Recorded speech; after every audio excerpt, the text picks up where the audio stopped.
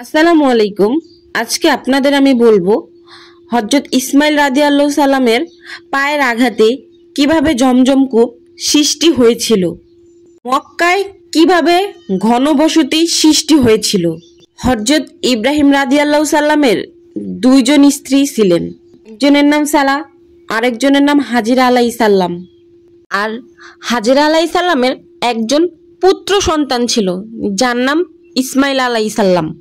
একদা মহান আল্লাহ তাআলার থেকে আদেশ এলো, হে ইব্রাহিম, তুমি তোমার স্ত্রী হাজেরা এবং পুত্র ইসমাইলকে নিয়ে মক্কায় মহান আল্লাহ তাআলার উদ্দেশ্যে বেরিয়ে পড়ো এবং তাদেরকে মক্কার এক নির্জন প্রান্তে রেখে এসো। কথা শোনার সাথে সাথে হযরত ইব্রাহিম আলাইহিস সালাম তার পুত্র এবং স্ত্রীকে নিয়ে সাফা এবং মারওয়া পর্বতে পৌঁছে গেল। সেখানে তখন কোনো মানুষের বসবাস ছিল না। ইব্রাহিম আলাইহিস সালাম তাদেরকে কিছু খেজুর এবং পানির পাত্র দিলেন, তাদেরকে রেখে তারপর সে চলে আসতে লাগলেন। তারপর তার স্ত্রী তার হাত ধরে বললেন, আমাদের এভাবে রেখে কোথায় চলে যাচ্ছেন? এখানে না আছে কোনো খাবার, না আছে কোনো থাকার জায়গা, আমরা এখানে কিভাবে থাকবো? তার স্ত্রী তাকে বারবার জিজ্ঞেস করাতে সে চুপ ছিল। তারপর তার স্ত্রী তাকে বলল, এটা কি আল্লাহর হুকুম ছিল? তারপর সে হ্যাঁ বলল। হাজিরা রাদিয়াল্লাহু সাল্লাম এরপর বললেন, এটা যদি আল্লাহর হুকুম হয়ে থাকে তাহলে সেই আমাদের হেফাজত করবেন। হযরত ইব্রাহিম আলাইহিস সালাম সেখান থেকে চলে আসলেন আর আল্লাহর কাছে দোয়া প্রার্থনা করলেন তার স্ত্রী সন্তানের জন্য, যে তাদের ওইখানে কোনো খাবার নেই, যেন আল্লাহ তাআলা তাদের হেফাজতে রাখে। হাজেরা রাদিয়াল্লাহু সাল্লামের কাছে রাখা পানি যখন শেষ হয়ে গেল, তখন তার পুত্র ইসমাইল রাদিয়াল্লাহু সাল্লাম খাবারের জন্য অনেক কষ্ট করতেছিল। ছেলে কান্না শুরু করছিলেন। ছেলের এমন করুণ অবস্থা দেখে কখনো সাফা এবং কখনো মারোয়া পর্বত যেতে লাগলেন, যদি কোথাও পানির ব্যবস্থা করা যায় এমন আশায়। সাফা মারোয়া পর্বত থেকে আবার সন্তানের এখানে আসলেন এবং দেখলেন তার সন্তান সেখানেই শুয়ে আছে।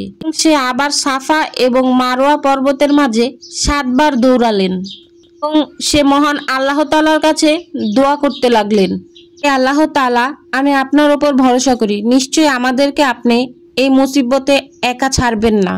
মহান আল্লাহ তাআলা হযরত হাজেরার দোয়া কবুল করে নেন। এখানে শিশু ইসমাইল তৃষ্ণায় হাত পা নাড়ছিলেন। হযরত জিবরাইল আলাইহিস সালাম এসে উপস্থিত হলেন এবং একটি পানির ঝর্ণা সৃষ্টি করলেন। হযরত হাজেরা রাদিয়াল্লাহু সাল্লাম সেই পানির ঝর্ণা দেখে অত্যন্ত খুশি হলেন। তিনি নিজে সেই পানি খেলেন এবং তার পুত্রকেও খাওয়ালেন। হযরত হাজেরা রাদিয়াল্লাহু সাল্লাম ঝর্ণার চারপাশে মাটি এবং পাথর দিয়ে বাঁধ দিলেন, যাতে পানি কোথাও গড়িয়ে না যায়। ইব্রাহিম আলাইহিস সালাম হযরত হাজেরা আলাইহিস সালামকে বললেন, আপনি চিন্তা করবেন না, খুব শীঘ্রই ইব্রাহিম আলাইহিস সালাম এবং আপনার সন্তান ইসমাইল আলাইহিস সালামকে দিয়ে মক্কা নির্মাণ করবেন এবং এটি সমগ্র দুনিয়ার মানুষের ইবাদতের কেন্দ্র হবে। এরপর মহান আল্লাহ তাআলা সেখানকার আশেপাশে খেজুর গাছের সৃষ্টি করলেন এবং হযরত হাজেরা রাদিয়াল্লাহু সাল্লাম সেই খেজুর খেয়ে এবং পানি পান করে মহান আল্লাহ তাআলার শুকরিয়া আদায় করলেন। পানি এবং খেজুরের কারণে সেখানে পশু পাখিরাও আসা যাওয়া শুরু করে। এর কিছুদিন পরের ঘটনা, একদা এক বিরাট কাফেলা মরুপথ হারিয়ে এদিক সেদিকে পথ অনুসন্ধান করছিল, ফলে তাদের কাছে যে পানি ছিল তা শেষ হয়ে গেছিল। কারণে তারা ভীষণ চিন্তিত হয়ে পড়ে এবং তারা এদিক সেদিক ঘোরাঘুরি করতে করতে হাজেরা রাদিয়াল্লাহু সাল্লামের কাছে পানি পান করার অনুমতি চাইলেন এবং তিনি তাদের পানি পান করার অনুমতি দিলেন। এরপর তারা হাজেরা রাদিয়াল্লাহু সাল্লামকে বললেন, আপনি অনুমতি দিলে আমরা কিছু পানি সংগ্রহ করে নিয়ে যেতাম এবং আমরা তার মূল্য প্রদান করতাম। তখন সে বললেন, তোমরা তোমাদের প্রয়োজন মতো এবং ইচ্ছা মতো পানি নিয়ে যাও, এটা মহান আল্লাহ তাআলার রহমতের পানি, এতে সকলেরই অধিকার রয়েছে, এই পানির বিনিময়ে আমাকে কিছুই দিতে হবে না। এবং তারা হাজেরার কথায় খুব খুশি হলো।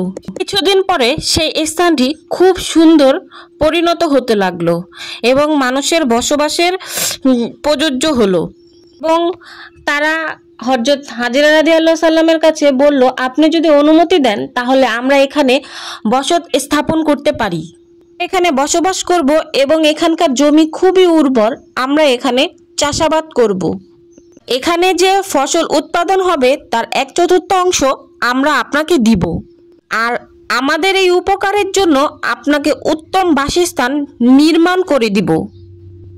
তারা আরও বলল, আমরা এখানে যাই করি না কেন আমরা প্রতিটা জিনিস আপনার অনুমতি এবং আপনার উপদেশ গ্রহণ করেই করব, আর আপনার অনুমতি ছাড়া আমরা এখানে কখনোই কিছু করব না এবং আপনাকে আমাদের মায়ের মতো করে দেখব। বিবি হাজিরা সাথে সাথে এদের প্রস্তাবে রাজি হয়ে গেলেন এবং তাদের কাজের অনুমতি প্রদান করলেন এবং তারা অনুমতি পেয়ে ঘরবাড়ি নির্মাণ করে বসবাস শুরু করলো এবং সেখানকার জমিতে চাষাবাদ শুরু করতে লাগলো।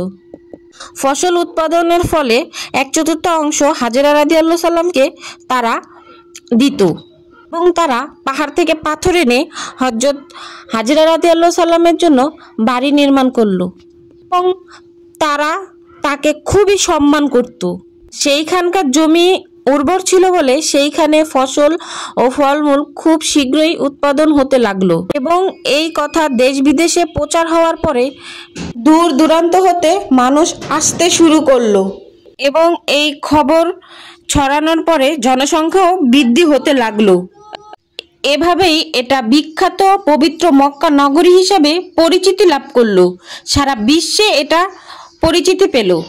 এরপর এখান থেকে সবাই বালতির সাহায্যে পানি তুলত, মানুষ মেশিনের সাহায্যে জমজম কূপের পানি উত্তোলন করত এবং বড় বড় ড্রামের সাহায্যে মসজিদের নববী পর্যন্ত এই পানি পৌঁছে যায়।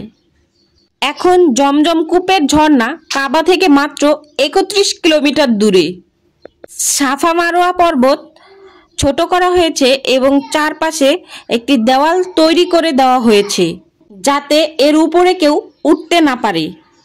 এরপরে এখানে একটি রাস্তা তৈরি করে দেওয়া হয় যেখানে হযরত হাজেরা রাদিয়াল্লাহু সাল্লাম ইসমাইল আলাইহিস সালামের কাছে দেখা করতে যেতে পারত এবং এখানে 2টি রাস্তা তৈরি করা হয়। একটি রাস্তা হচ্ছে বৃদ্ধদের জন্য যারা হুইল চেয়ারে যায় কিংবা কারেন্টের কোনো চেয়ারে আসা যাওয়া করত। জমজম কুয়ায় বর্তমানে 2টি মোটর লাগানো, একটি পপ 1 একটি পপ 2 নামে পরিচিত। একটা মোটর 24 ঘন্টা চলতো, আবার অপর আরেকটা মোটর 24 ঘন্টা চলতো, আর এখান থেকে পানি যে যতই নিত না কেন এই পানি কখনো শেষ হয়নি। এটা আল্লাহ তাআলার একটি কুদরত।